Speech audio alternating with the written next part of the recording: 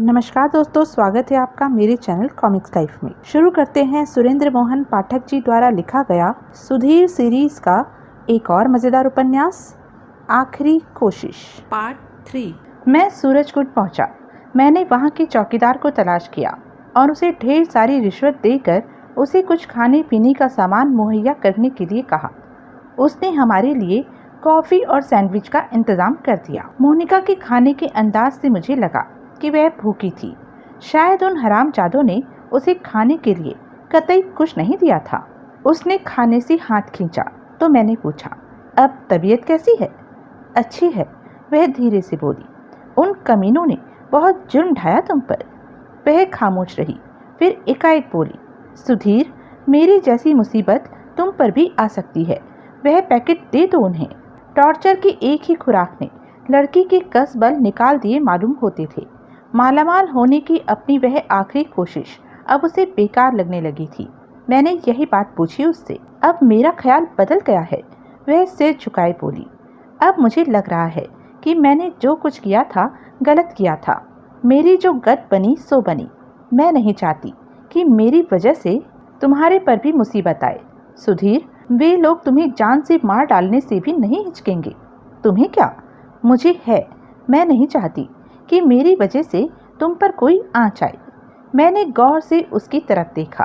ऐसे लुभावने फिक्रे कहना एक कॉल गर्ल की दुकानदारी का हिस्सा होता था, लेकिन मुझे वह सचमुच ही मेरे प्रति बहुत चिंतित लगी। अब बहुत देर हो चुकी है, प्रत्यक्षता मैं बोला। अब पैकेट उन्हें वापस करके हालात को नमस्ते कह देने वाली स्टेज गुजर चुकी है। अब केवल पैकेट वापस कर देने से काल का पहिया वापस नहीं घूम सकता। मेरे एक अजीज दोस्त का कत्ल हो गया है।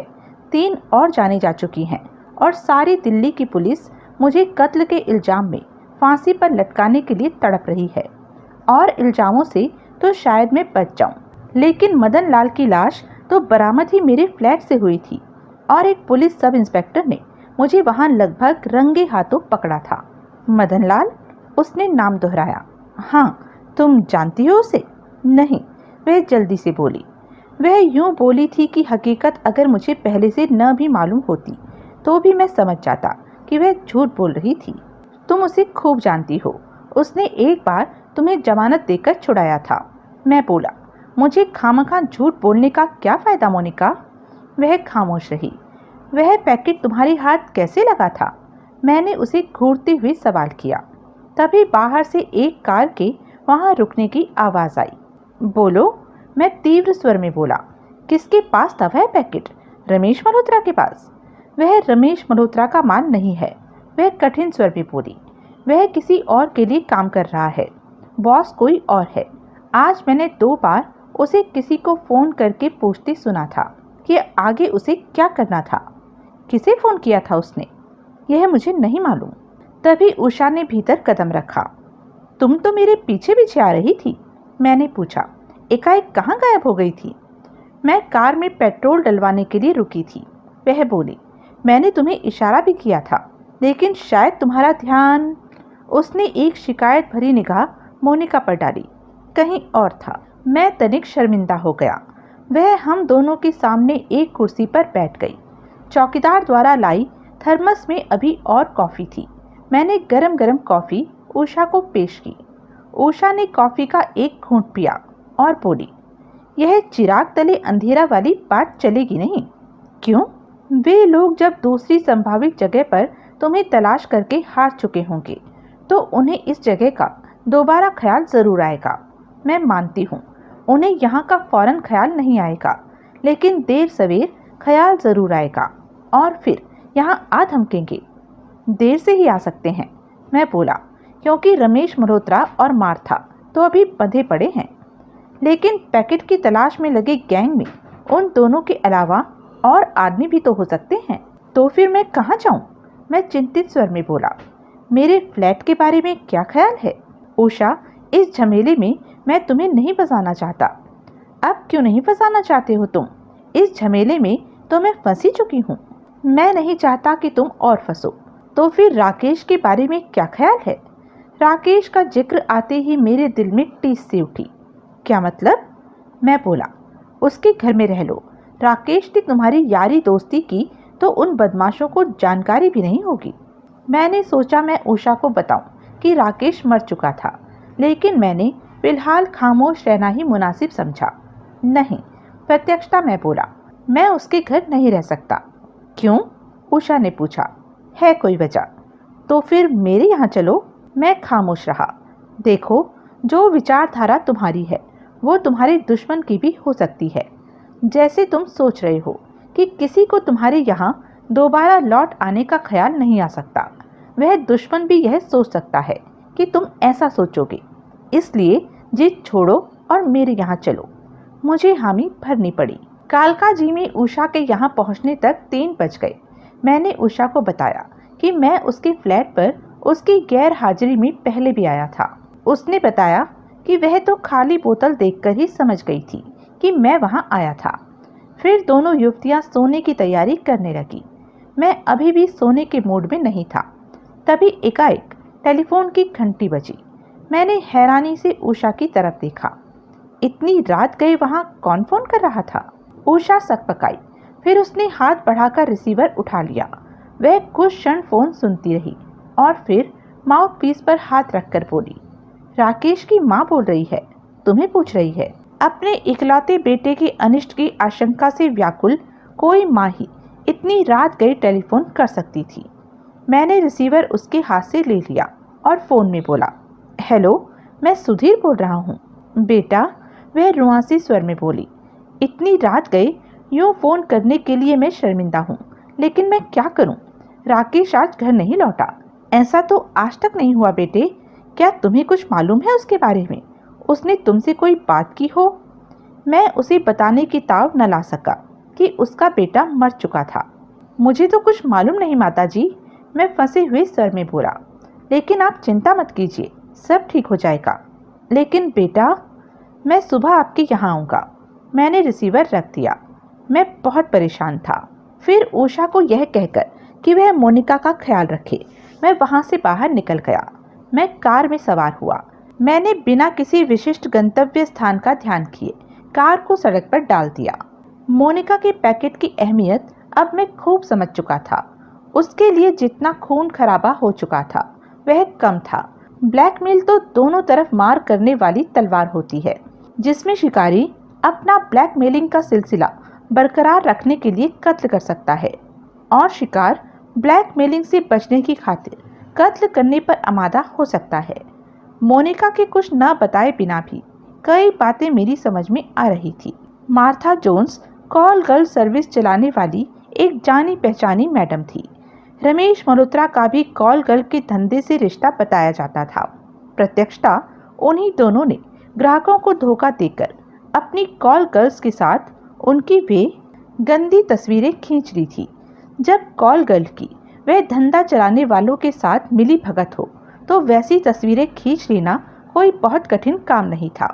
ग्राहक को जानबूझकर ऐसे कमरे में ले जाया जा सकता था जहां पहले से ही एक कैमरा फिक्स हो। लेकिन अगर रमेश मल्होत्रा और मार्था किसी और के लिए काम कर रहे थे तो वह कोई और कौन था? और वह नेगेटिवों का पैकेट उनके हाथ से निकल कैसे गया? और सब इंस्पेक्टर यादव इस तस्वीर में कहाँ फिट होता था? मुझे एक बात याद आई। मार्था के यहाँ जब सब इंस्पेक्टर यादव ने रेड की थी तो अखबार में कुछ इस प्रकार का संकेत छपा था कि मार्था का कॉल गर्ल्स का धंधा पुलिस की प्रोटेक्शन में चल रहा था और उसने इस बात पर बहुत ही हल्ला मचाया था कि फिर भी उसके यहाँ छापा पड़ गया था। बाद में पुलिस प्रोटेक्शन वाली बात दबा दी गई थी। मार्था और जो 3 लड़कियां पकड़ी गई थी, जिनमें से एक मोनिका भी थी, उन्हें मजिस्ट्रेट ने वार्निंग देकर छोड़ दिया था। मुझे सूझा कि मोनिका को सब इंस्पेक्टर यादव के बारे में खास कुछ मालूम हो सकता था। मैंने कार वापस कालका जी की ओर घुमा दी। उषा के घर वाली सड़क पर पहुंचते ही एकाएक मुझे उषा के घर के सामने खड़ी एक काले रंग की ब्यूक दिखाई दी। मुझे याद आया कि राकेश के कथनानुसार वैसी ही एक कार ने उसका पीछा किया था। तब तक मैं कार के बहुत करीब पहुंच चुका था। वापस घूमना अब संभव नहीं था, इसलिए मैंने कार की गति उषा के घर के सामने कम करने के स्थान पर और बढ़ा दी। मैं ब्यूक के समीप से गुजरा तो एकाएक ब्यूक में लगा डीजल का इंजन गरज उठा। ब्यूक मेरे पीछे भागी। मैंने कार को अगले चौराहे से दाएं घुमाया। ब्यूक मेरे पीछे दाएं घूमी। मुझे एक क्षण के लिए रियर व्यू मिरर में से ब्यूक के ड्राइवर की झलक मिली। यह देखकर मुझे बड़ी हैरानी हुई कि वह कोई अधेड़ उम्र की औरत थी। मैंने कार रोक दी। ब्यूक मेरी कार के पीछे आकर रुकी और वह औरत कार से बाहर निकली। वह निसंकोच चलती हुई मेरे पास पहुंची और कार का दरवाजा खोलकर मेरी बगल में आ बैठी। तब तक मैं डनहिल का एक सिगरेट सुलगा चुका था। मिस्टर सुधीर कोहली, वह बोली। वही, मैं बोला। आपकी तारीफ? मुझे मिस, उसने मिस शब्द पर विशेष जोर दिया। कोमल जरीवाला कहते हैं। मैं अहमद खान साहब की प्राइवेट सेक्रेटरी हूँ। अहमद खान साहब कौन? मुझे याद आया वह नाम मैंने मदन लाल की डायरी में पढ़ा था। उस नाम के नीचे लाल लकीर खींची हुई थी। मुझसे क्या चाहती हैं आप? आपकी व्यावसायिक सेवाएं। आप जानती हैं मेरा व्यवसाय क्या है? जी हाँ, आप प्राइवेट डिटेक्टिव हैं। नेहरू प्लेस में आपका ऑफिस है। और आपको मालूम था कि इतनी सुबह सवेरे कालका जी में मैं कहाँ मिल सकता हूँ? मैं तनिक व्यंग्यपूर्ण स्वर में बोला। वह उन कई जगहों में से एक थी जहाँ आपके होने की संभावना हमें दिखाई दी थी। वह सहज भाव से बोली। औरत बहुत होशियार थी। क्या करना होगा मुझे? मैंने पूछा। हम आपकी सहायता से एक चीज़ अपने अधिकार में करना चाहते हैं जो अहमद खान साहब को धमकाने के लिए इस्तेमाल की जा रही थी। ब्लैकमेल करने के लिए? मैं यह गंदा लफ्ज़ इस्तेमाल नहीं करना चाहती थी। बहरहाल यही समझ लीजिए। और वह चीज़ क्या है? कुछ गंदी तस्वीरें, वह कठिन स्वर में बोली, जिनमें अहमद खान साहब शरीक हैं। नौजवान लड़कियों के साथ? ऐसी नौजवान लड़कियों के साथ जो कपड़ों से परहेज करती हैं और जिन्हें बिस्तर पर मर्द को कलाबाजियां खिलाने में महारत हासिल होता है। उसने सहमति में सिर हिलाया। मुझे ऐसा लगा जैसे मैंने उसके चेहरे पर शर्म की लाली दौड़ती देखी हो।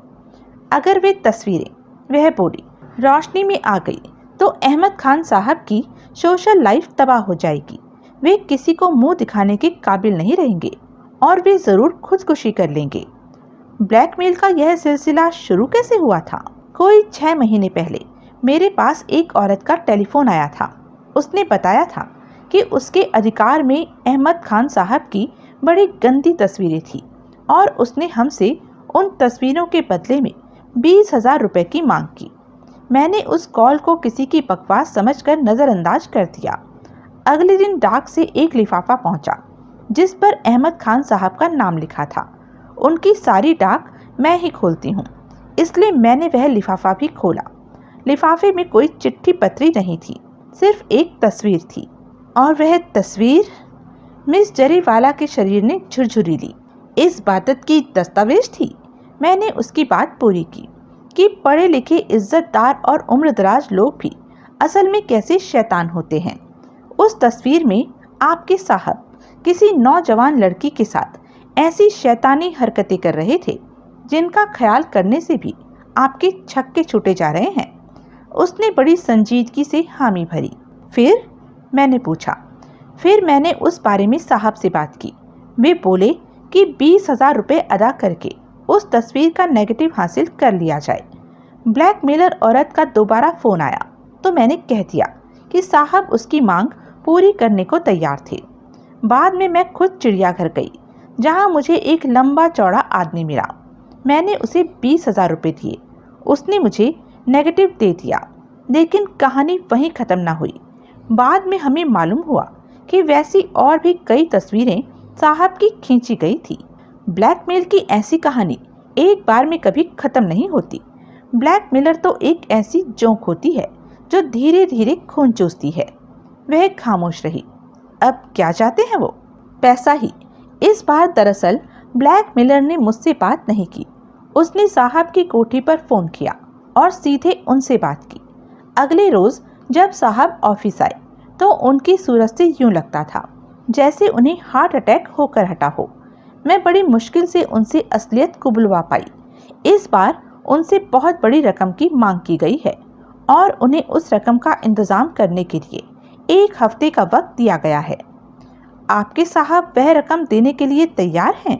तैयार तो वो हैं, लेकिन जैसा कि आपने अभी कहा, यह एक बार की खत्म हो जाने वाला सिलसिला नहीं। वह रकम हासिल हो जाने के बाद भी वे लोग साहब को फिर ब्लैकमेल कर सकते हैं। आप खास मेरे ही पास क्यों आई? क्योंकि मुझे लगता है कि इस सिलसिले की आपको कोई वाकिफियत है। कैसे लगता है? पेपर में मोनिका और जूली नाम की 2 कॉल गर्ल्स के बारे में छपा है। जूली का कत्ल हो गया है, मोनिका गायब है और इस केस से आपका संबंध बताया जा रहा है। और मिस्टर कोहली, उन गंदी तस्वीरों में साहब के साथ जो लड़की थी वो मोनिका थी। आई सी। मैंने सिगरेट का एक लंबा कश लगाया। अगर मैं आपके साहब के तमाम नेगेटिव उन्हें वापस दिलवा दूं तो मुझे क्या मिलेगा? मैं आपको मुंह मांगी रकम दिलवाने का इंतज़ाम कर सकती हूँ। फिर भी 1 लाख, 2 लाख, 5 लाख? बस, मैं जल्दी से बोला। मैं दौलत के रौब से थर्राया जा रहा हूँ। मनी मन मैं राकेश की विधवा माँ का ख्याल कर रहा था। घर का इकलौता रिजक कमाने वाला मर गया था। बेचारी की जिंदगी पता नहीं कैसे कटने वाली थी। तो फिर क्या जवाब है आपका? उसने आशापूर्ण स्वर में पूछा। आपके साहब के पास 1 हफ्ते का वक्त है। मैं बोला। अब 5 दिन का? वह बोली। 2 दिन गुजर चुके हैं। ओके, 5 दिन सही। मैं पूरी कोशिश करूंगा कि इतने अरसे में कोई तसल्ली बख्श नतीजा निकल आए। अगर मैं कुछ न कर सका तो फंसे तो आपके साहब हुए ही हैं। मिस्टर कोहली, मेरा दिल गवाही दे रहा है कि आप जरूर कुछ करामातमंद करके दिखाएंगे। जर्रा नवाजी का शुक्रिया। फिर उसने मुझे अपना और अहमद खान का कार्ड दिया। उस पर दोनों के पते और टेलीफोन नंबर लिखे हुए थे। उसने जबरन मुझे एक और चीज़ दी, 2000 रुपये। फिर वह कार से निकली और अपनी कार में जा बैठी। अगले ही क्षण उसकी कार वहाँ से भाग निकली। मैंने एक नया सिगरेट सुलगा लिया और सोचने लगा। मोनिका के पैकेट में अहमद खान के नेगेटिवों वाला लिफाफा भी था। मैं बड़ी आसानी से उनमें से वह लिफाफा निकालकर अहमद खान को सौंप सकता था और उससे राकेश की मां के लिए एक मोटी रकम हासिल कर सकता था। लेकिन कहानी यहीं तो खत्म नहीं हो जाती थी। मैंने राकेश के हत्यारे को तलाश करना था। मैंने अपने आप को बेगुनाह साबित करना था। लेकिन राकेश की हत्या तो मुमकिन था कि जवाहर सिंह ने की हो, और वह तो खुद ही मर चुका था। जवाहर सिंह निश्चय ही रमेश मल्होत्रा का आदमी था। राकेश की हत्या 38 कैलिबर की रिवॉल्वर से हुई थी। अगर वह रिवॉल्वर रमेश मल्होत्रा के पास बरामद हो जाए तो वह उस कत्ल में फंस सकता था और मुझे तसल्ली हो सकती थी कि मैंने राकेश की मौत का बदला लेने के लिए कुछ किया था। मैंने कार स्टार्ट की और सुंदर नगर पहुंचा। मैं रमेश मल्होत्रा की कोठी से थोड़ी दूर ही अपनी कार खड़ी करके पैदल आगे बढ़ा। कोठी सुनसान पड़ी थी। मैं कोठी के पिछवाड़े पहुंचा और दीवार फांदकर भीतर दाखिल हो गया। मैंने पिछवाड़े का दरवाजा टटोला, वह बंद था। मैंने खिड़कियां चेक की, सब बंद थी। पिछली बार जब मैं वहां आया था तो मुझे वहां केवल मार्था मिली थी। उसके अलावा कोठी में कोई नहीं था। अब मार्था और रमेश मल्होत्रा दोनों को मैं तुगलकाबाद में बांध कर छोड़ आया था। इस लिहाज से कोठी खाली होनी चाहिए थी। फिर मुझे रमेश मल्होत्रा के दीपचंद नाम के उस नौकर का ख्याल आया जिसने मेरी टेलीफोन कॉल का जवाब दिया था। पहली बार तो वह कोठी में नहीं था। इस बार अगर वह भीतर था तो बखेड़ा खड़ा कर सकता था, लेकिन उसके मुझे वहां न ही होने की ज्यादा संभावना दिखाई दे रही थी और कोठी में घुसने का वैसा बढ़िया मौका मुझे दोबारा नहीं मिलने वाला था। मैंने एक खिड़की का शीशा तोड़ दिया और सांस रोक के प्रतीक्षा करने लगा। शीशा टूटने की आवाज की कोई प्रतिक्रिया सामने न आई। मैंने टूटे शीशे के भीतर हाथ डालकर चिटकनी खोली। फिर मैं चौखट पर चढ़ गया और भीतर कूद गया। अपने पीछे मैंने खिड़की बंद कर दी। मैंने देखा जिस कमरे की खिड़की से मैं भीतर दाखिल हुआ था वह एक बेडरूम था। वहां से शुरू होकर मैंने सारे फ्लोर की तलाशी ली। मुझे वहां न कोई रिवॉल्वर मिली और न कोई और दिलचस्पी के काबिल चीज। फिर एक अलमारी में से मुझे एक लिफाफा मिला जिसमें 100 के नोटों की सूरत में 20,000 रुपये मौजूद थे। मैंने वह लिफाफा अपनी जेब में डाल लिया। फिर मेरा ध्यान ड्राइंग रूम के एक कोने में बने एक खूबसूरत बार की तरफ गया। उसमें मदिरा की विभिन्न विलायती बोतलों के बीच रखी मुझे हेनेसी की एक बोतल दिखाई दी। हेनेसी का मैंने बहुत नाम सुना था। मेरा बड़ा दिल था मैं कभी वह मदिरा पीऊं, लेकिन उसकी एक बोतल 750 रुपये की आती थी, इसलिए उसे खरीदना मेरे बस की बात नहीं थी। उसी क्षण मैं हेनेसी का जायका लेने का लोभ स्मरण न कर सका। मैं बार के पीछे पहुंचा। मैंने हेनेसी की बोतल निकाल ली। बोतल अभी खोली नहीं गई थी। मैंने बोतल की सील तोड़ी और बार काउंटर के नीचे पड़े बेशुमार गिलासों में से एक गिलास उठाया। मैंने वह गिलास मदिरा से आधा भर लिया और उसकी एक चुस्की ली। बार काउंटर पर एक टेलीफोन रखा था। उस टेलीफोन के बगल में पैड पड़ा था, जिसके ऊपर के पृष्ठ पर 2 टेलीफोन नंबर लिखे हुए थे। मैंने पैड का वह पृष्ठ फाड़ लिया और उसे दोहरा करके अपनी जेब में रख लिया। लाजवाब चीज थी। उसके पेट से टकराते ही फौरन जिस्म में गर्मी की लहर दौड़ गई। आनंद आ गया। मैंने एक घूंट और पिया। तभी मुझे ख्याल आया कि रिवॉल्वर की तलाश में मैंने हर जगह की तलाशी ली थी, लेकिन बार की तलाशी नहीं ली थी। मैंने पीछे कैबिनेट में रखी विस्की की बेशुमार बोतलों के पीछे हाथ डाला। मेरे हाथ एक रिवॉल्वर से भी ज़्यादा जोरदार चीज़ लगी। वह एक शॉटगन थी, जिसकी लंबी नाल काट दी गई थी। मुझे जूली का परखच्चे उड़ा चेहरा याद आया। ज़रूर इसी शॉटगन से उसकी हत्या हुई थी। नाल कटी होने की वजह से ही उसमें से गोली इस ढंग से चली थी कि उसके चेहरे के परखच्चे उड़ा कर रख दिए थे। लेकिन एकाएक मुझे उषा की बताई एक बात याद आई। वह तो कहती थी कि एक शॉटगन पुलिस ने मेरे ऑफिस से बरामद की थी और जूली की हत्या उससे हुई थी। ज़रूर वह शॉटगन प्लांट थी जो मुझे फंसाने के लिए मेरे ऑफिस में रखी गई थी। हत्या निश्चय ही इस शॉटगन से हुई थी जो मैंने अब बरामद की थी। उसकी कटी हुई नाल अपनी कहानी आप कह रही थी। तभी सामने वाले दरवाजे के ताले में चाबी फिरने की आवाज़ आई। मैंने अपना हेनेसी का गिलास खाली किया और शॉटगन हाथ में लिए बाहर के पीछे से बाहर निकल आया। दरवाज़ा खुला। मैंने शॉटगन उसके सामने तान दी। दरवाजे से भीतर कदम रखने वाला आदमी सब इंस्पेक्टर यादव था। उसके सिर पर उस वक्त भी पट्टी बंधी हुई थी। अपने पीछे दरवाज़ा बंद करके जब वह घूमा तो उसकी निगाह मुझ पर पड़ी। उसके चेहरे पर भारी हैरानी के भाव उभरे। मुझे उम्मीद नहीं थी। मैं बोला कि तुम मुझे यहाँ दिखाई दोगे। मुझे भी।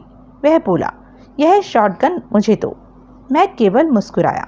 कोहली, वह बोला, अगर अपनी खैरियत चाहते हो तो यह शॉटगन मुझे दो। तुम अपनी खैरियत की फिक्र करो बेटा।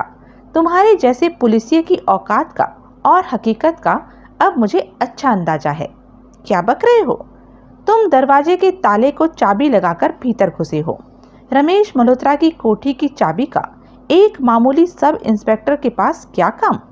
तुम पुलिस के नौकर हो या रमेश मल्होत्रा के? मैं यहाँ तफ्तीश के लिए आया हूँ। किस बात की तफ्तीश के लिए? इस कोठी के मालिक और उसकी सहयोगिनी के कत्ल की तफ्तीश के लिए। क्या? मैं बुरी तरह चौंका। हो गए ना होश वाक्ता?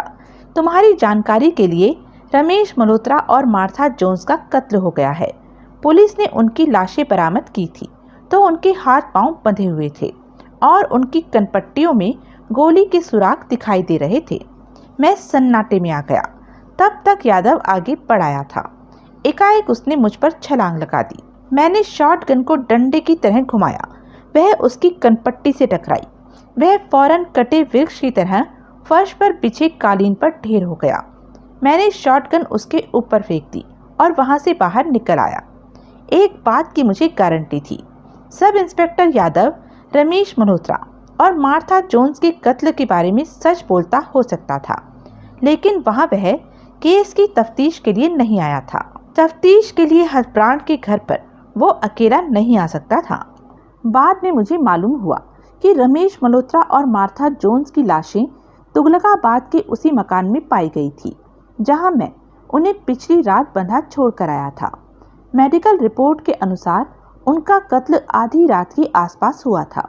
घटना स्थल पर लाशों के पास एक रिवॉल्वर पड़ी मिली थी जिस पर किसी प्रकार के उंगलियों के निशान नहीं थे। लेकिन उसका रजिस्ट्रेशन नंबर चेक करने पर मालूम हुआ था कि वह रिवॉल्वर रमेश मल्होत्रा की मिल्कियत थी।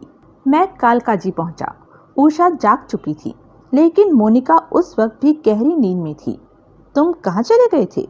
वह तीखे स्वर में बोली। क्यों? हड़बड़ा गया। क्या हुआ? अभी थोड़ी देर पहले यहाँ एक आदमी घुस आया था। उसने चेहरे पर नकाब चढ़ाई हुई थी और हाथ में रिवॉल्वर थामी हुई थी। उसने सारे फ्लैट की पूरी तरह से तलाशी ली थी। मैंने चारों ओर निगाह फिराई। यहाँ की हालत से लगता तो नहीं, मैं बोला। मैंने अभी सब चीजें करीने से अपनी जगह पर उठा कर रखी है, लेकिन वह आदमी कौन था? क्या पता कौन था? मैंने कहा ना, उसने चेहरे पर नकाब चढ़ाया हुआ था। लेकिन वह चाहता क्या था? कुछ तो बोला होगा वो। तुमने आवाज तो सुनी होगी उसकी। क्या वह वही आवाज थी जिसने तुम्हें टेलीफोन पर तुगलकाबाद वाले मकान के बारे में बताया था? तौबा, इतने सवाल एक साथ। जवाब दो। मैंने उसकी आवाज सुनी थी। वह वो आवाज नहीं थी जो मैंने पहले टेलीफोन पर सुनी थी। मुझे लगा था कि वह जानबूझकर आवाज बदल कर बोल रहा था।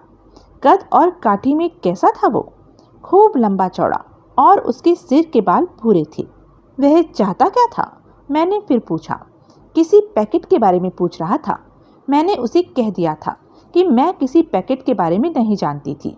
फिर उसने सारे फ्लैट की बड़ी बारीकी से तलाशी ली थी। उसे मिला कुछ नहीं? क्या मिलता?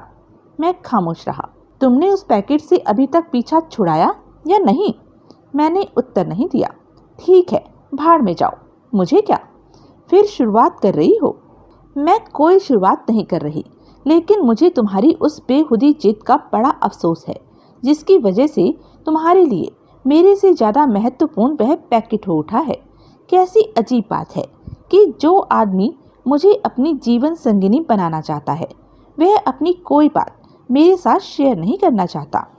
कभी कभी तो मुझे शक होने लगता है कि तुम मुझसे मोहब्बत भी करते हो या नहीं। ऐसा न कहो उषा, मैं तनिक भर्राई स्वर में बोला। मैं तुमसे मोहब्बत करता हूँ, लेकिन मुझे तुम्हारी एक बात से, सिर्फ एक बात से ऐतराज है। किस बात से? मैं एक खुद मुख्तार बालिग इंसान हूँ और मैं ऐसा बने रहना चाहता हूँ, लेकिन तुम मुझे उंगली पकड़कर चलाना चाहती हो। तुम तो मुझे छींकना और खांसना तक सिखाना चाहती हो।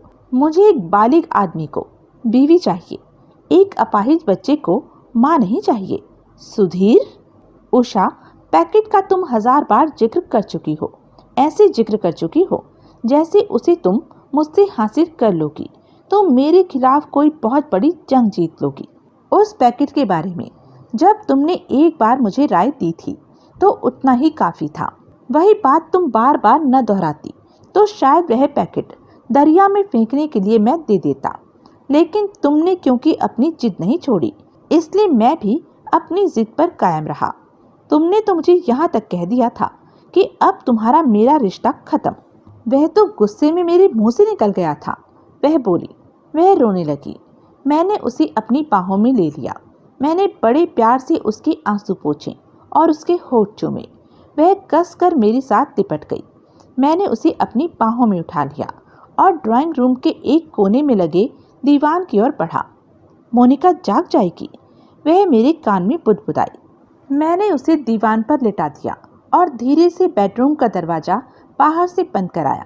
मैं वापस उषा के पास पहुंचा। उषा ने मुझे अपनी बाहों में ले लिया और लता की तरह मेरे साथ लिपट गई। मैं भी उसमें आत्मसत होने की कोशिश करने लगा। फिर पता नहीं कब उसके आगोश में ही मुझे नींद आ गई। सारी रात सोया जो नहीं था मैं। 1 बजे मेरी नींद खुली। उषा मेरे लिए एक चिट लिखकर छोड़ गई थी कि वह ऑफिस जा रही थी। मैंने देखा जाती बार वह बेडरूम का दरवाजा खोल गई थी। मैंने भीतर झांका तो पाया मोनिका अभी सोई पड़ी थी। मैं शौचालय पहुंचा। मैंने पानी की टंकी का ढक्कन उठाया। पैकेट ढक्कन के नीचे अपने स्थान पर मौजूद था। मैंने बड़ी राहत महसूस की। फिर मैं बाथरूम में गया और ठंडे पानी से नहाया। तौलिया लपेटे मैं बाहर निकला। कौन है? तभी मुझे मोनिका की आवाज़ सुनाई दी। मैं बोला, यहाँ आओ। मैं बेडरूम के दरवाजे पर पहुंचा। मैंने देखा वह जाग चुकी थी और पलंग पर बैठी हुई थी। मेरे देखते देखते उसने दोनों बाहें ऊपर उठाकर बड़ी तौबा शिकन अंगड़ाई ली। मेरे होठ सूखने लगे। उषा कहाँ है? उसने पूछा। वह तो ऑफिस गई है। तुम चौखट पर ही क्यों खड़े हो? पास आओ ना। उसकी आवाज में जो निमंत्रण था वह मुझसे छुपा न रहा। लेकिन उषा के घर में उसी के पलंग पर किसी दूसरी औरत के साथ हम बिस्तर होने की बात मुझे नहीं जची। मैं अभी हाजिर हुआ, मैं बोला। मैं चौखट से हटा, मैंने कपड़े पहने और वापस बेडरूम में आया। उसने आहत भाव से मेरी तरफ देखा। मैं उसके समीप पलंग पर बैठ गया। सुधीर, वह आर्द्र स्वर में बोली, तुम मुझसे नफरत करते हो ना? यह किसने कहा? मैं हैरानी से बोला। हर बात कहनी नहीं पड़ती। मैं भी इस भेजे में अकल रखती हूँ। बहुत सी बातें मैं बिना कहे भी समझ सकती हूँ। मुझे मालूम था उसका इशारा किस तरफ था। मैं हूँ ही नफरत के काबिल। वह बोली, कॉल कर जो ठहरी मैं। मोनिका, उल्टी सीधी बातें मत करो। तुम नफरत कर सकते हो मुझसे, लेकिन एक बात मैं फिर भी बताना चाहती हूँ तुम्हें। क्या? मुझे तुमसे मोहब्बत है। जह नसीब, अब तुम मेरा मजाक उड़ाने की कोशिश कर रहे हो। हरगिज नहीं। सुधीर, मैं तुम्हारे लिए कुछ भी कर सकती हूँ। सच कह रही हूँ। क्रॉस माई हार्ट, मैं तुम्हारे लिए जान दे सकती हूँ। जान मत दो, उस दिन छोटा काम करो। क्या? मुझे अपने पैकेट की कहानी सुनाओ। यह तुम्हारे हाथ कहाँ से लगा? तुम क्या करना चाहती थी उसका? मदन लाल इस तस्वीर में कहाँ फिट होता है? और उन 20,000 रुपयों का तुमने क्या किया जो तुमने अहमद खान से हासिल किए थे? आखिरी सवाल पर उसके चेहरे पर असमंजस के भाव उभरे। मैंने अहमद खान से 20,000 रुपये हासिल किए? वह हैरानी से बोली। क्या नहीं किए? और अहमद खान है कौन? क्या तुम नहीं जानती? मैं किसी अहमद खान को नहीं जानती। वह तुम्हारा एक ग्राहक रह चुका है। फिर तो मेरा उसको जानने का सवाल ही नहीं पैदा होता। मैंने आज तक अपने किसी ग्राहक से उसका नाम नहीं पूछा। वह मुझे सच बोलती लगी। खैर छोड़ो, मैं बोला, तुम पैकेट की बात करो और यह भी बताओ कि तुम्हारी जैसी शानदार लड़की कॉल गर्ल कैसे बन गई? उसके होठों पर एक विद्रूपपूर्ण मुस्कुराहट आई। मैं शानदार हूँ इसलिए तो कॉल गर्ल हूँ। मामूली होती तो कोठे की रंडी होती। मार्था की 1,000 रुपये रात वाली कॉल गर्ल बनने के लिए शानदार होना तो इंतहाई ज़रूरी होता है। यानी कि पैसे के लालच ने तुम्हें कॉल गर्ल बनाया, यही समझ लो। सुधीर, मैं अपनी किसी विपत्ति की दास्तान सुनाकर तुम्हारी हमदर्दी हासिल नहीं करना चाहती। मेरे कॉल गर्ल होने के पीछे किन्हीं भूखे मरते भाई बहनों की, किसी बीमार माँ, किसी सूदखोर महाजन के कर्जे की या किसी ऐसी ही मजबूरी की कोई दुख भरी कहानी नहीं है। मैं जो कुछ हूँ अपनी मर्जी से हूँ। मुझे अच्छा खाने का, अच्छा पहनने का और ऐश की ज़िंदगी गुजारने का शौक़ था, और मुझ जैसी गरीब लड़की के ऐसे शौक़ पतन के गर्त में गिरे बिना पूरे नहीं हो सकते थे। मैंने अपने अंजाम को पूरी तरह से सोच समझकर इस धंधे में कदम रखा था। शादी करके किसी क्लर्क चपरासी की रोटियां पकाने, बर्तन मांजने, कपड़े धोने और उसके बच्चे पैदा करने के इज्जतदार कामों के मुकाबले में कॉल गर्ल बनने के पतित काम को तरजीह दी। मुझे अपनी ज़िंदगी से कोई शिकायत नहीं। मैंने सिर्फ इतना किया है कि जो चीज़ अच्छे घरों की शरीफ जादियाँ मुफ्त में बांटती हैं, उसकी मैंने उजरत हासिल करने की कोशिश की है। मार्था तक तुम पहुंची कैसे? मदन लाल ने पहुंचाया। मदन लाल मुझे और मेरी महत्वाकांक्षाओं को बहुत पुराना जानता था। आई सी। कॉल गर्ल के धंधे से मुझे पैसा हासिल हुआ, लेकिन जिल्लत और रुसवाई भी कम हासिल न हुई। पुलिस द्वारा गिरफ्तार हो जाने पर अदालत में पेश किए जाने की जलालत तक मुझे गवारा करनी पड़ी। लेकिन दौलत का लालच मुझ पर ऐसा हावी हो चुका था कि यह नामुराद धंधा मैं छोड़ भी नहीं सकती थी। तुम्हें यह मालूम था कि मार्था की हर कॉल गर्ल की उसके ग्राहक के साथ होने वाली रति क्रियाओं की गुप्त रूप से तस्वीरें खींची जाती थी? पहले नहीं मालूम था, लेकिन बाद में मालूम हो गया था।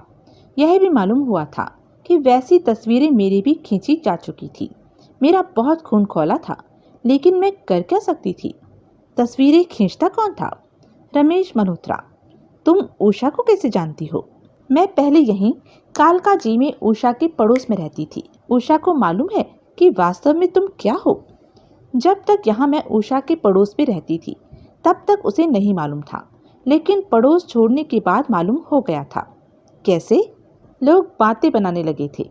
यहाँ के लोगों ने मुझे गरीबी में देखा था। मुझे एकाएक ऐश करती देखकर वे अपनी अटकलें लगाने लगे। कुछ लोग तो मुझे पीछे से आवाजें तक कसने लगे कि मैं कॉल गर्ल थी, इसलिए मैंने यह जगह छोड़ दी थी। मेरी जगह छोड़ने के बाद ही उषा को मालूम हुआ था कि असल में मैं क्या थी। ये उषा की महानता है कि असलियत मालूम हो जाने के बावजूद भी उसने मेरी दोस्ती नहीं छोड़ी, वरना वह यह कहकर मुझे कभी कतरा सकती थी कि उसे डर था कि मेरे साथ देखे जाने पर लोग उसे भी कॉल गर्ल न समझ बैठें। नेगेटिवों के पैकेट के बारे में मालूम कैसे हुआ तुम्हें? मदन लाल ने बताया था। उसी के कहने पर वह पैकेट मैंने रमेश मल्होत्रा के पास से चुराया था। रमेश मल्होत्रा मुझे पसंद करता था और मार्था को अक्सर कहा करता था कि वह उसे मेरे संसर्ग का मौका दे। मार्था बात को हंसी में उड़ा दिया करती थी। मदन लाल से बात होने के बाद मैंने रमेश मल्होत्रा को लिफ्ट देनी आरंभ कर दी। एक रात उसने मुझे अपनी कोठी पर बुलाया। मैंने यह बात मदन लाल को बताई। मदन लाल ने मुझे उस पैकेट के बारे में बताया जो रमेश मल्होत्रा के पास था और मुझे बेहोशी की दवा की एक गोली दी। उस रात मैं रमेश मल्होत्रा के यहाँ गई। वह बहुत खुश हुआ। मैंने उसे पूरी मनमानी करने दी, बल्कि उसे खुला खेलने के लिए उकसाया। उस रात शराब और शबाब का भरपूर आनंद लिया उसने। लेकिन तभी ऊपर से मार्था आ गई। उसने हमें रंगे हाथों पकड़ लिया और बहुत कोहराम मचाया। क्यों? तुम्हें नहीं मालूम क्या? मार्था रमेश मल्होत्रा की बीवी है। अच्छा? हाँ, यानी कि दूसरी औरतों के मर्दों को बेवफाई करने के लिए प्रेरित करने वाली औरत अपने मर्द की बेवफाई बर्दाश्त न कर सकी, यही समझ लो। फिर रमेश मल्होत्रा उस वक्त नशे में था। गुस्से में आकर उसने मार्था को खूब पीटा। मार्था रोती धोती वहां से चली गई। तब मैंने भय प्रकट किया कि मार्था कहीं मेरे लिए कोई मुसीबत न खड़ी करे। उसने मुझे आश्वासन दिया कि मार्था ऐसा नहीं कर सकती थी। मैंने पूछा क्या गारंटी थी? तब उसने बताया कि वास्तव में मार्था उसकी बीवी थी, लेकिन यह बात कोई नहीं जानता था। आई सी। फिर मैंने नेगेटिवों का जिक्र छेड़ा। मैंने कहा मैं अपनी आंखों से देखना चाहती थी कि उन नेगेटिवों में मैं थी और किसके साथ थी। तब तक वह नशे में धुत हो चुका था। वह नेगेटिवों वाला पैकेट निकाल लाया। तब मैंने उसकी शराब में बेहोशी की दवा की गोली मिला दी और फिर उसकी चेतना लुप्त होते ही मैं वह पैकेट लेकर वहां से भाग निकली। तुमने वह पैकेट लाकर मदन लाल को क्यों नहीं दिया? दे ही देती तो अच्छा था, वह उदास स्वर में बोली, क्योंकि फिर यह सारा पखेड़ा न होता। लेकिन मुझे लालच आ गया था। मैंने सोचा खतरा तो सारा मैंने मोल लिया था। बाद में रमेश मल्होत्रा भी मेरे ही पीछे पड़ने वाला था। फिर मैं ही उस पैकेट का फायदा क्यों ना उठाऊं? मुझे मालामाल हो जाने के लिए हाथ में आया बड़ा सुनहरा मौका लग रहा था और मेरा ख्याल था कि जब तक पैकेट मेरे पास सुरक्षित था तब तक मैं भी सुरक्षित थी। फिर जब मैं अपने गेस्ट हाउस में वापस पहुंची तो जूली ने मुझे बताया कि कोई मेरी तलाश में पहले ही वहां चक्कर लगा गया था। मैं डर गई। मैं वहां ठहरने के स्थान पर एक होटल में चली गई। फिर सुबह होते ही मैंने उषा को फ़ोन किया। उसने मुझे तुम्हारे बारे में बताया। बाकी तुम जानते ही हो। बाकी मैं जानता था, लेकिन अभी भी कई सवाल मेरे जहन में उभर रहे थे। जूली के कत्ल की पुलिस में खबर तुमने दी थी? मैंने पूछा। हाँ, वह बोली। मैंने खास तौर से उन्हें बताया था कि मरने वाली का नाम मोनिका था। मैं चाहती थी कि जूली की जगह वास्तव में मुझे मरा समझ लिया जाए और उन लोगों से मेरा पीछा छूट जाए जो मेरे खून के प्यासे हो रहे थे। लेकिन अफसोस है कि यह तिकड़म ज़्यादा देर चला नहीं। तुम किसी भूरे बालों वाले लंबे चौड़े आदमी को जानती हो? नहीं। उषा कहती है कि ऐसा एक आदमी पिछली रात को मेरी गैर हाजिरी में यहाँ घुस आया था और उसने फ्लैट के चप्पे चप्पे की तलाशी ली थी। मुझे ऐसे किसी आदमी की खबर नहीं। कम से कम वह इस कमरे में नहीं आया था। आया होता तो मेरी नींद जरूर खुल जाती। अगर उसने यहाँ के चप्पे चप्पे की तलाशी ली होती तो यह कैसे हो सकता था कि मेरी नींद न खुलती और मुझे उसकी खबर न लगी। मैं सोचने लगा, लेकिन सुधीर, इस बेडरूम का एक एक कोना खुदरा टटोलते मैंने उषा को देखा था। उषा को? हाँ, वह मेरे पलंग के नीचे बिस्तर को टटोल रही थी तो एकाएक मेरी नींद खुल गई थी। उस भूरे बालों वाले आदमी के पास रिवॉल्वर थी। शायद वह कहीं छुपकर खड़ा हो गया हो और उसने यहाँ की तलाशी के लिए उषा को मजबूर किया हो। हाँ, यह हो सकता है, उसने स्वीकार किया। लेकिन मैं आश्वस्त न हुआ। मैं चांदनी चौक पहुंचा। वहां भागीरथ पैलेस की एक कम से कम 100 साल पुरानी इमारत में अहमद खान का डिस्ट्रीब्यूशन कंपनी का दफ्तर था।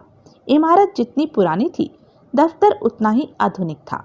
एक चपरासी मुझे मिस कोमल जरीवाला के पास छोड़ गया। फिर वह मुझे अहमद खान के वातानुकूलित दफ्तर में ले आई। अहमद खान मेरी उम्मीद से बहुत कम उम्र का आदमी निकला। वह 45 से ज़्यादा तो हरगिज नहीं था। वह एक शानदार सूट पहने था और उसकी टाई में बहुत कीमती हीरा चमक रहा था। मिस जरीवाला ने उसे मेरा परिचय दिया। उसने उठकर मुझसे हाथ मिलाया और फिर अपने सामने एक कुर्सी पर बैठने के लिए कहा। मैं बैठ गया। मिस जरीवाला एक दक्ष सेक्रेटरी की तरह एक ओर खड़ी रही। आपकी सेक्रेटरी ने मुझे आपकी समस्या के बारे में बताया है, मैं बोला। इस संदर्भ में मैं आपसे एक आध सवाल पूछना चाहता हूँ। मिस्टर कोहली, वह बड़े रोब से बोला। मामला साफ है, मुझे ब्लैकमेल किया जा रहा है। जिस चीज़ के दम पर मुझे ब्लैकमेल किया जा रहा है वह मैं किसी भी कीमत पर वापस हासिल करना चाहता हूँ। मेरी समझ में नहीं आता कि मैंने और क्या बताना है आपको। Very good. मैं कुर्सी से उठ खड़ा हुआ। फिलहाल मैं रुखसत होता हूँ। जब आपकी समझ में आ जाए तो खबर कर दीजिएगा। वह हड़बड़ाया। मैं आपका मतलब नहीं समझा, वह बोला। और मैं आपका मतलब नहीं समझा। मैं आपसे आप ही के हित में एक आध सवाल पूछना चाहता हूँ और आपने सवाल सुने बिना ही फैसला कर लिया है कि उनका जवाब देना आपके लिए ज़रूरी नहीं। इसका मतलब यह हुआ कि मैं पागल हूँ जो 15 मील से चलकर आपके काम की खातिर आपके पास आया हूँ। बैठिए। इस बार वह नम्र स्वर में बोला। मैं बैठ गया। I am sorry, never mind, मैं बोला। मिस्टर खान, आपकी जानकारी के लिए आपकी उन तस्वीरों और आप जैसे लोगों की तस्वीरों के एक पैकेट की वजह से मेरे एक अजीज दोस्त का कत्ल हो गया है। उसके नेगेटिव वापस हासिल करने से भी ज़्यादा ज़रूरी काम मेरे लिए अपने दोस्त के कातिल का पता लगाना है। और मेरी निगाह में मेरे दोस्त के कत्ल के लिए आप जैसा ब्लैकमेल का कोई शिकार भी जिम्मेदार हो सकता है। क्या तुम मुझ पर कत्ल का इल्ज़ाम लगा रहे हो? वह भड़क कर बोला। यह भी एक सवाल है जो मैं आपसे पूछना चाहता हूँ। उन नेगेटिवों को वापस हासिल करने की खातिर क्या आप कत्ल कर सकते हैं? मैं? और ताव खाने से कोई फ़ायदा नहीं होगा। जो बात शांति से की जाए वही अच्छी होती है। वह कसमसाया। उसने बेचैनी से कुर्सी पर पहलू बदला। वे नेगेटिव मुझे तबाह कर सकते हैं, अंत में वह बोला। उनको हासिल करने की खातिर मैं कुछ भी कर सकता हूँ। कत्ल भी? मैं बोला। कत्ल भी, लेकिन कत्ल मैंने नहीं किया है क्योंकि मुझे यही पता नहीं कि मुझे किसका कत्ल करना है। मैं जानता हूँ कि ब्लैकमेलिंग की 20,000 की पहली किश्त मिस जरीवाला चिड़ियाघर में किसे देकर आई थी। इसे जब मैंने कथित ब्लैकमेलर के पास भेजा था तो इसका पीछा करने के लिए मैंने एक आदमी लगा दिया था। मिस जरीवाला के चेहरे पर हैरानी के भाव उभरे। प्रत्यक्षता यह बात उसे नहीं मालूम थी। यह 20,000 रुपये जवाहर सिंह नाम के एक मामूली बदमाश को सौंप कर आई थी। अहमद खान आगे बढ़ा, जो कि रमेश मल्होत्रा नाम के एक आदमी के लिए काम करता था। लेकिन मुझे मालूम है कि रमेश मल्होत्रा और जवाहर सिंह दोनों किसी और के हाथों की कठपुतली हैं। ब्लैकमेलर कोई और है। कैसे मालूम है? एक तो इसी बात से मालूम है कि मुझे फ़ोन किसी औरत ने किया था। दूसरी बात यह है कि अगर ब्लैकमेलर रमेश मल्होत्रा होता तो अब तक यह सिलसिला खत्म हो जाना चाहिए था। मैंने रेडियो में सुना है कि कल आधी रात को रमेश मल्होत्रा और मार्था जोन्स का कत्ल हो गया है। लेकिन मुझे तो तुम्हारे यहाँ आने से 10 मिनट पहले भी ब्लैकमेलर का फ़ोन आया था। उसी औरत का? हाँ, क्या इसी से साबित नहीं होता कि रमेश मल्होत्रा बॉस नहीं था, वह आगे किसी और का मोहरा था। इस बार आपसे कितनी रकम की मांग की गई है? मिस जरीवाला, अहमद खान बोला। कोहली साहब को कॉफी तो पिलवाइए। वह अपने साहब का इशारा समझ गई और चेहरे पर शिकायत के भाव लिए वहां से बाहर निकल गई। बेचारी मेरी वजह से पहले ही बहुत परेशान है। अहमद खान हमदर्दी भरे स्वर में बोला। मैं इसे और परेशान नहीं करना चाहता। आई सी, मैं असमंजसपूर्ण स्वर में बोला। मिस्टर कोहली, इस बार मुझसे जो मांग की गई है वो कैश की सूरत में नहीं है।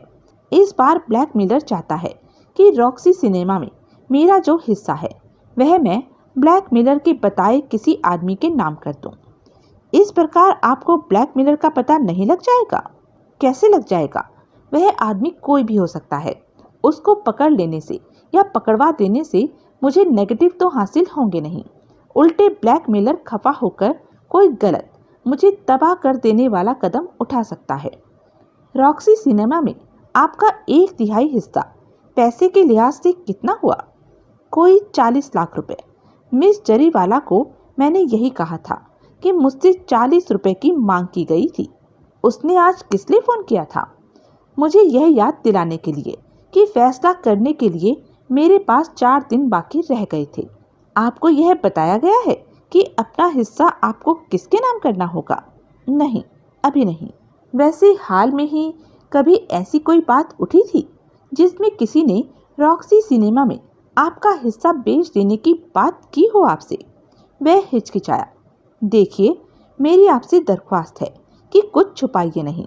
ऐसे मामलों में मेरे क्लाइंट के लिए मेरा दर्जा एक डॉक्टर जैसा होता है। डॉक्टर से कुछ छुपाना मरीज के हित में नहीं होता है। कैलाश सब्बरवाल नाम के एक साहब ने, वह बोला, हाल में रॉक्सी सिनेमा में मेरे हिस्से में दिलचस्पी दिखाई थी। उसने मुझे 10 लाख रुपए की ऑफर भी दी थी, लेकिन ऐसी किसी ऑफर को कबूल कर लेने का मेरे लिए सवाल ही नहीं पैदा होता था। लेकिन अगर उसने ऐसी कोई ऑफर दी थी तो कुछ सोचकर ही दी होगी। क्या पता क्या सोचा था उसने? शायद उसने मुझे कोई काट का उल्लू समझ लिया था, या शायद वह समझता हो कि वह आप पर दबाव डालकर आपसे अपनी कीमत मनवा सकता था। वह खामोश रहा। खान साहब, कोई खामखा ऐसी मूर्खतापूर्ण बात नहीं कर सकता कि वह आपको 40 लाख के माल के 10 लाख रुपए कबूल करने के लिए कहे। उसने मुझे कहा था, वह कठिन स्वर में बोला, कि अगर मैं उसकी ऑफर स्वीकार कर लूं तो वह मुझे नेगेटिव दिलवा सकता था। उसने यह नहीं बताया कि नेगेटिवों के बारे में उसे कैसे मालूम था? नहीं, लेकिन यह बात उसने बड़ी गारंटी से कही थी कि वह मेरे नेगेटिव मुझे वापस दिलवा सकता था। कब कही थी? 1 हफ्ता पहले। बात साफ थी। उसके बाद ही मदन लाल ने मोनिका को नेगेटिव वाला पैकेट चुराने के लिए तैयार किया था। कैलाश सब्बरवाल मदन लाल से पैकेट हासिल होने की उम्मीद कर रहा था, इसलिए उसने मदन लाल को ब्लैंक चेक दिया हुआ था ताकि उस पैकेट की वह खुद जो चाहे कीमत लगा ले। मदन लाल की पतों की डायरी में जिन नामों के नीचे लाल स्याही की लकीर खिंची हुई थी, उनमें अहमद खान का भी नाम था। अगर अहमद खान के नेगेटिव में होने की बात मदन लाल को मालूम हो सकती थी तो कैलाश सब्बरवाल को भी मालूम हो सकती थी। आपने सब्बरवाल को जवाब क्या दिया था? मैंने पूछा। फिलहाल तो मैंने उसे यही जवाब दिया था कि वह साबित करके दिखाए कि वह मुझे नेगेटिव वापस दिलवा सकता था। उसके बाद से उसने आपसे संपर्क स्थापित नहीं किया? नहीं खान साहब, वह आपको नेगेटिव वापस नहीं दिलवा सकता। नेगेटिव उसके हाथ निश्चय ही लगने वाले थे, लेकिन दुर्भाग्यवश नहीं लगे। अब अगर कोई आपको नेगेटिव वापस दिलवा सकता है तो वह मैं हूँ। तुम? जी हाँ, मैं उठ खड़ा हुआ। मैं पूरी कोशिश करूँगा कि कल नेगेटिव आपके पास पहुँच जाए। आप 2 लाख रुपए तैयार रखिएगा। ठीक है। तभी कॉफ़ी आ गई और मुझे दोबारा बैठ जाना पड़ा। तो यह थी अब तक की कहानी। आगे की कहानी जानने के लिए बने रहें मेरे साथ। और हाँ, मेरे चैनल को लाइक, शेयर और सब्सक्राइब करना ना भूलें। और कमेंट करके ज़रूर बताएं कि यह वीडियो आपको कैसा लगा। धन्यवाद।